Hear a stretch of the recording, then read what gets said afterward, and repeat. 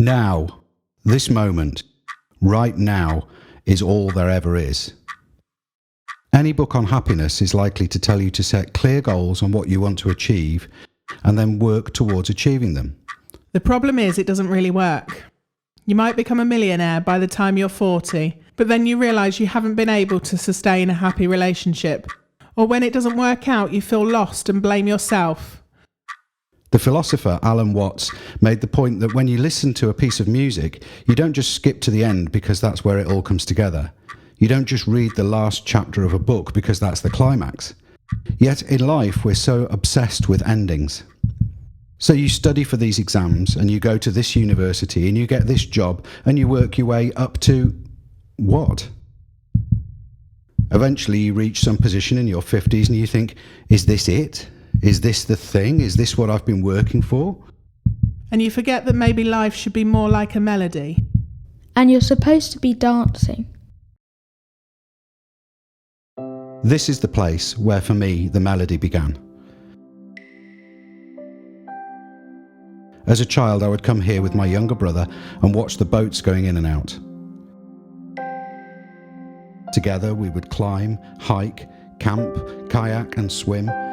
And here we would talk of getting a boat and restoring it and living aboard and sailing across oceans.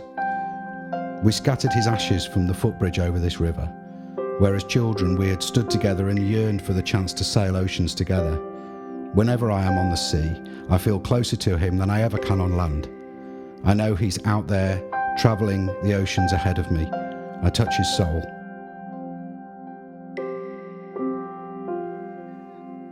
This is the place where for me the melody began. As a child, I would come here with my mother and listen to the waves crashing on the shore. Together we would swim and make campfires on the beach, paint stones and dodge jellyfish. We would cycle and ride and camp and feel the earth, the wind and the water draw us ever onward, not to a destination but to another day of wonder and discovery. She instilled in me a yearning for adventure and exploration and the resourcefulness to find ways of making it happen. Her ashes encased in the ring I wear every day. She will travel with us and we will sail oceans together. This is the place where for me the melody begins, where as a child I see the beauty in nature, this one planet which we are responsible for, and together we will travel the oceans, my mother, my father, family and friends, and those who go with us in our hearts, and find a way to make it happen, not just for our boat or for ourselves, but to make a positive change to the environment and diverse habitats we share with animals and wildlife. This is the story of 1 year of labour, 1 year dancing the dance to the ever-changing melody, as a family to fulfil a lifetime of dreams. 1 year ago, this family made a decision which could be called reckless. We took on the task of restoring a large, still, ocean-going sailing vessel. Why? We could have just bought a turnkey boat and sailed off immediately. But although we might have had a lovely boat, we'd have had a lot of debt that would tie us to land.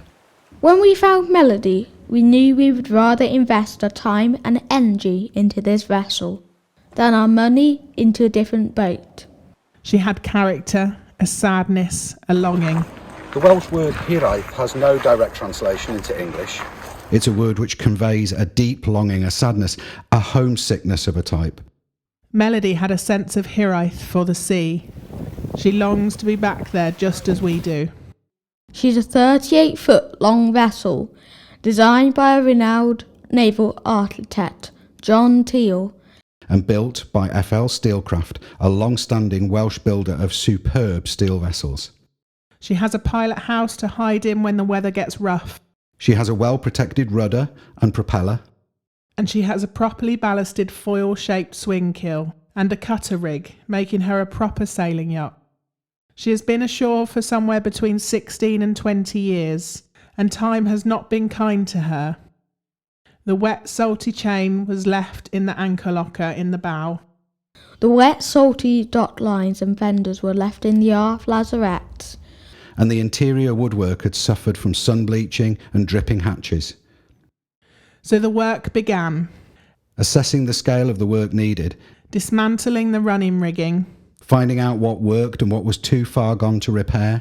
The grey water tank was full and bilges were overflowing with accumulated rainwater, which had made its way into the boat over the years. We removed the boom and got the mainsail out from its id-mast furling system. We removed the winches. We started getting rid of the rust and scale, which turned into a job we would become very familiar with. And we got the old Ford Lehman engine started for the first time in years. Moving Melody to a different location in the yard was essential in order to get good electrical supply and water for the big jobs to start. The bowsprit was corroded to pieces much worse than we initially thought. The cockpit seats were corroded to pieces, much worse than we initially thought. The transom was corroded to pieces, much worse than we initially thought. And along the bottom of the keel was corroded to pieces, much worse than we initially thought. But that's all part of the journey. As humans, we are all dreamers. We all look to the future. We spend our lives planning what we're going to do next weekend, Where we're going on the next year's holiday.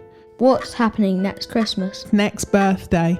Time Flies By and before you know it, another year. has passed. The next thing on the calendar is so important. Sure. but the journey is so much more important. Enjoying and savouring every day. Our experiences mould us and shape us. I grew up riding. Not a day would go by where I wasn't at the stables, and every opportunity I had was riding. Not just for the competition, the show jumping, the dressage and the cross country, but simply for the moment. The time spent riding on my own was so precious. Similarly, I grew up in the mountains of Wales, where the weather is brutal and the winters are long. But every chance I had, if I wasn't out on the water, I was high on the craggy slopes of Snowdonia or seeking longer, more testing ascents in the Alps. But the summit was never as important as the climb itself. The competition was never as important as the riding itself. And this outlook of valuing the moment, the journey, the struggles and the challenges, and living in the now, Are what allow us to truly enjoy this process of breathing new life into melody. So battling the elements is second nature to us. But as spring arrived and the weather improved, we were able to start cutting away the bad parts of the hull. One of the hardest parts was knowing where to begin with all of this. there was just so much to tackle. So we found that our workflow was largely dictated by the weather. On good days, we were able to work outside. On horrible rainy days, we worked indoors. And what could be repaired and saved was repaired and saved. And what was too far gone was chopped off Cut out. And bolted. and thrown away. And then the day came when the weather had improved enough for us to start work on the steel fabrication and the repair work properly. We began at the back end, helped by some amazing and skilled friends. And slowly melody began to take shape. A bit of sandblasting here. And painting there. A little reharmonisation here. And welding there. And lots of laughs and diddles and fun along the way. And here we are a year on. A huge amount of the welding work is finished. A huge amount of the painting work is finished. We are a long way into insulating and rebuilding the interior. And we have serviced the engine, which now runs beautifully. And melody is starting to come back to life. She has a completely new cockpit. And a whole load of new winches. A lot of that is thanks to you. Our amazing followers and subscribers who encourage and advise and build us up in such amazing ways with such incredibly lovely comments.